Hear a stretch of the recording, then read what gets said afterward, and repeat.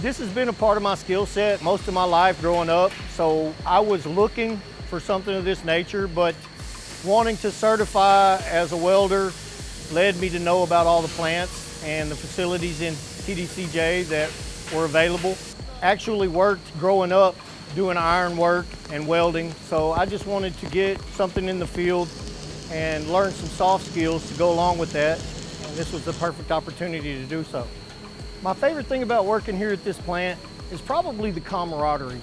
You get to come out here and learn how to interact with individuals, you get a job done, and you get to see progress every day in what you do, and it gives you a sense of fulfillment that you don't typically get just sitting in the building every day.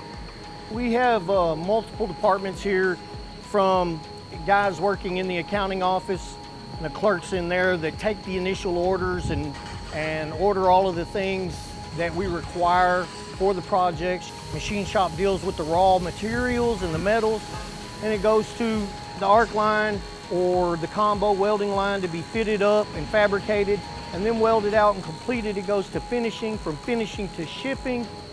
Being the lead maintenance mechanic here, I work in every single department. And this has afforded me an opportunity to hone those soft skills of interacting with people that you normally wouldn't get in a prison environment, that I can take to the world with me. Working in this plant has given me those skills and made me a much better person. Just making that decision is the first step. Being willing to commit yourself, because it is a commitment. And then you can send an I-60 to Mr. Winland, W-I-N-L-A-N-D, who's the plant supervisor, or Mr. Smith, who is the assistant plant supervisor. They'll get right back to you. They're on it all the time.